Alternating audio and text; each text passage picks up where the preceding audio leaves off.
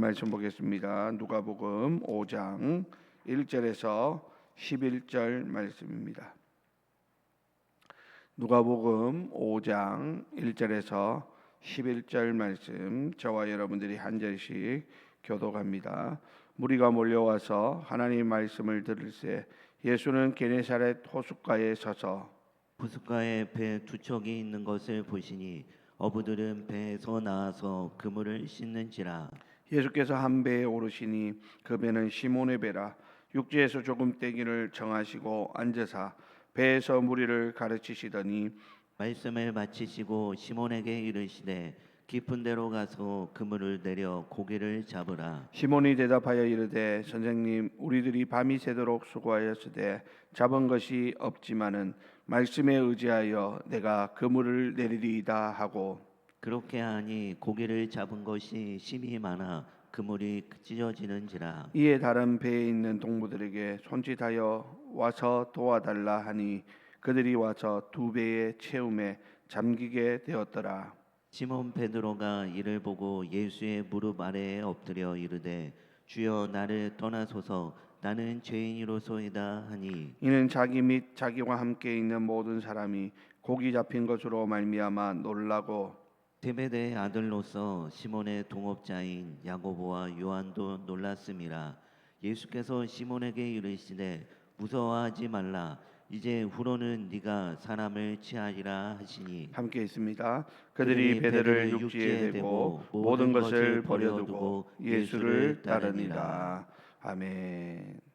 오늘 말씀은 새로운 사명을 주시는 예수님이라는 제목입니다. 오늘 예수님께서 베드로와 그의 동료들에게 새로운 사명을 주시는 장면을 보고 있습니다. 자, 오늘 예수님께서 갈릴리 호수에서 하나님의 말씀을 전하고 계셨는데 많은 사람들이 예수님의 말씀을 듣기 위해 몰려오고, 예수님은 그래서 시몬의 배에 올라서 육지에서 조금 떼어서 무리들에게 하나님의 말씀을 가르치시는 그러한 모습을 봅니다. 이것은 우리가 단순히 우연이 아니라 예수님께서 베드로를 만나시고 그를 부르시기 위한 아주 하나님의 계획 가운데 있는 사건이었다라는 것을 우리는 생각해 보게 됩니다. 여러분, 우리는 이 모든 세상에 일어나는 일들의 가운데 하나님의 섭리를 우리는 기억해야 합니다. 모든 것이 하나님의 놀라운 섭리와 계획 가운데서 이루어지고 역사가 나타나고 있다라는 것이죠. 그러므로 우리의 삶 속에서도 하나님은 다양한 방법으로 우리를 만나 주십니다. 우리가 일하는 곳에서나 아니면 우리의 가정에서, 또 교회 안에서, 그리고 우리의 일상의 작은 순간 속에서 우리를 부르시는 하나님의 음성을 듣는 그런 성도가 되어야 하는 것이죠. 많은 사람들이 나는 하나님을 본 적이 없다, 나는 하나님을 만난 적이 없다, 하나님은 나에게 말씀하시지 않는다, 하나님은 나를 만나주시지 않는다, 그렇게 생각하는 분들이 있는지 모르지만 분명한 것은 하나님이 우리에게 말씀하시지 않고 하나님이 우리를 만나주시지 않는 것이 아니라 하나님이 우리 가운데 오시고 말씀하시고 만나주는 그것을 알아보지 못한다라는 것이죠. 그러므로 우리가 영적으로 깨어 있어야 되는 이유가 바로 거기에 있는 것입니다. 우리가 영적으로 깨어 있을 때 하나님의 우리의 모든 일상 가운데서 우리와 함께 하시고 우리에게 말씀하시고 우리를 만나주시는 그런 놀라운 광경들을 우리가 맞이할 수 있다라는 것이죠. 여러분, 또 하나 생각해 볼 것은 하나님께서 우리에게 말씀해 주시는 것도 중요하지만 그것보다 더 중요한 것은 뭐냐면 하나님이 우리에게 말씀해 주실 때 우리가 어떻게 반응하는가라는 것입니다. 오늘 베드로처럼 예수님께 자신의 삶을 온전히 내어드리면 하나님께서 이 베드로를 예수님의 수제자로 크게 들어 사용하시는 것처럼 우리도 하나님이 우리를 부르실 때 우리가 하나님의 그 부르심 앞에서 하나님 우리에게 말씀하실 때 하나님의 그 말씀을 듣고 우리가 순종할 때 우리는 우리의 삶 가운데 역사하시는 하나님을 경험할 수 있다라는 사실을 우리는 잊어서는 안 되는 것이죠. 오늘 예수님께서 베드로에게 깊은 데로 가서 그물을 내려 고기를 잡으라는 말씀을 하십니다. 지금 베드로는 어떤 상황입니까? 밤새 고기를 잡으려고 많은 노력을 기울였지만 아무것도 잡지 못한 그런 빈털터리의 상태였습니다. 인간적인 경험과 상식으로 볼 때도 이 예수님의 말씀은 베드로로서는 이해하기 어려운 이야기라고 할 수 있겠죠. 자, 그렇지만 오늘 베드로는 자신의 경험이 아니라 예수님의 말씀에 의지합니다. 자신의 가지고 있는 실력이 아니라 예수님의 능력을 의지합니다. 그리고 그 말씀에 순종해서 그물을 내렸더니 놀라운 기적을 경험하게 되었다라는 것입니다. 여러분, 이것은 우리가 하나님 말씀에 순종하는 것이 얼마나 중요한 것인가라는 것을 우리에게 보여줍니다. 때로는 우리가 우리의 삶 가운데서 하나님의 말씀이 우리의 경험과 우리의 기대에 어긋날 때가 있습니다. 지금까지 내가 살아온 경험에 의하면 분명히 이게 맞는데 하나님께서 우리에게 말씀하실 때는 전혀 다른 것을 우리에게 요구하실 때가 있다라는 것이죠. 그때마다 우리가 어떻게 반응하느냐, 이게 중요한 거예요. 자, 그런데 우리가 내 경험과 내가 가지고 있는 지식, 또 내가 알고 있는 모든 것과 다른 하나님의 말씀이 주어지더라도 우리가 그 말씀을 신뢰하며 순종하면 하나님이 하시는 놀라운 일을 볼 수 있다라고 하는 것을 우리는 명심해야 합니다. 베드로가 경험한 이 놀라운 기적 사건은 단순히 많은 고기를 잡은 것이 아니라 하나님께서 그를 새로운 사역으로, 새로운 사명을 주시기 위해서 부르시는 과정이었던 것입니다. 여러분, 우리도 삶의 모든 상황 속에서 주의 말씀을 신뢰하고 순종할 때 하나님께서 우리의 삶을 변화시키고 새롭게 하신다라고 하는 것을 알아야 합니다. 우리의 삶은 우리의 결심으로 바뀌어지는 것이 아닙니다. 내가 이렇게 계획을 세운다고 내 인생이 새로워지는 것이 아니라는 것이죠. 하나님의 말씀에 순종하고 하나님이 우리의 마음에 감동을 주시는 것에 내가 따를 때 내 삶에 놀라운 변화를 경험하게 되고 또한 내 삶 가운데 새로운 하나님 주시는 사명을 깨닫게 되는 것이죠.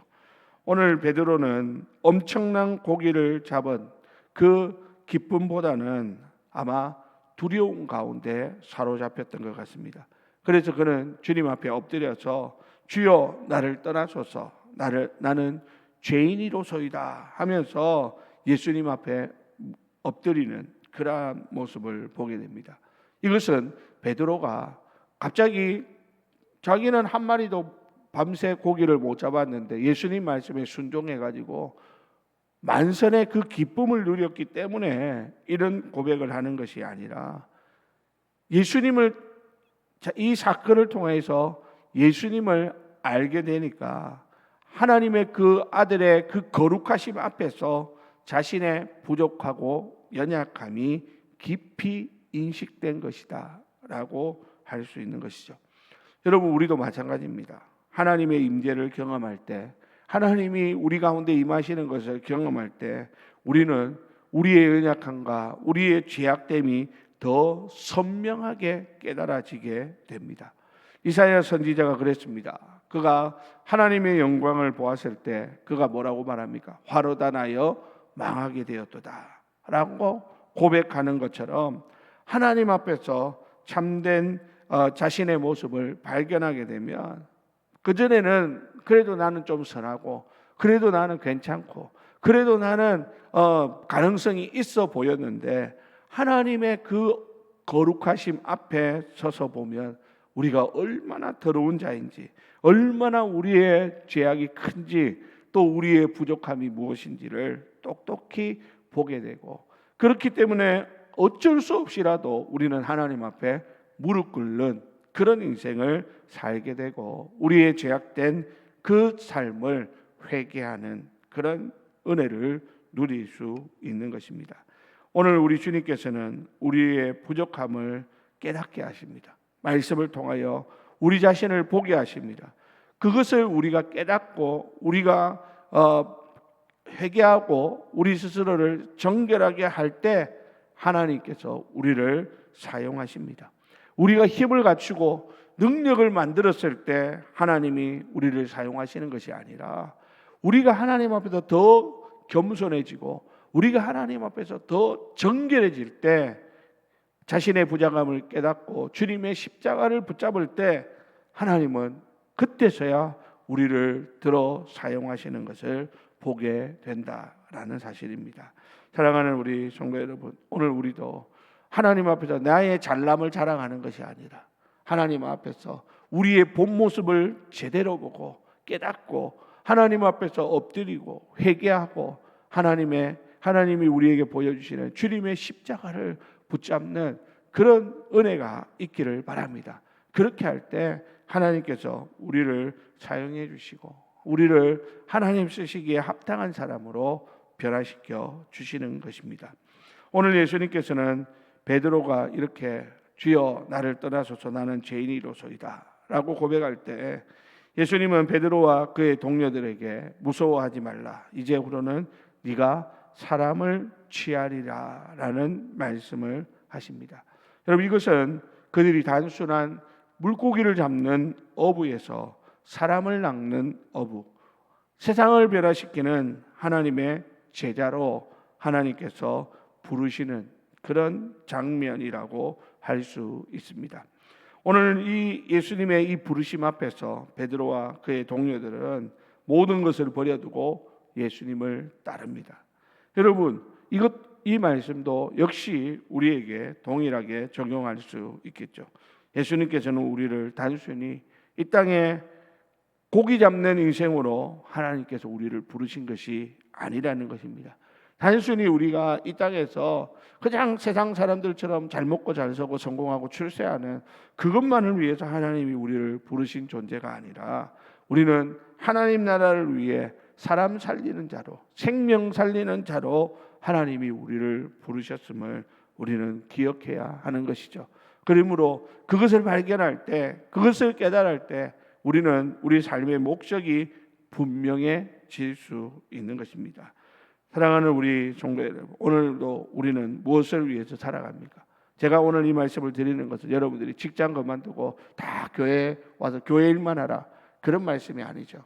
우리가 직장에서 맡은 사명을 감당하는데 그 일은 두 번째 목적이라는 거예요. 첫 번째 목적은 뭐예요? 그곳에서 사람 살리라는 것입니다. 그곳에서 아직도 하나님을 알지 못하는 사람들을 주님께로 인도하라라고 하는 그런 분명한 목적이 우리들 가운데 있음을 우리는 깨달아야 하는 것입니다. 사랑하는 우리 성도 여러분, 오늘도 우리의 직장으로, 가정으로, 또 우리의 일상 가운데서 여러 사람들과의 관계 속으로 하나님께서 우리를 보내시고 있습니다. 단순히 우리 인간의 그런 욕망을 채우기 위함이 아니라 그들 가운데 하나님을 알지 못하는 자들을 부르시는 그 하나님의 부름을 그들에게 전하기 위해서 하나님은 우리를 그곳으로 오늘도 사명을 주시고 보내고 있다라는 것을 기억하면서 오늘도 만나는 사람들 가운데 내가 복음 전해야 될 사람들이 누구인지 다시 한번 돌아보고 그 영혼을 품고 하나님 앞에 기도하고 내가 좀 더 희생하고 내가 좀 더 손해볼 줄 아는 그런 귀한 삶을 살아감으로 천하보다 귀한 영혼 하나님께로 인도하여 하나님 앞에 칭찬받는 사랑하는 우리 모든 성도님들이 다 되시기를 예수님의 이름으로 간절히 축원드립니다.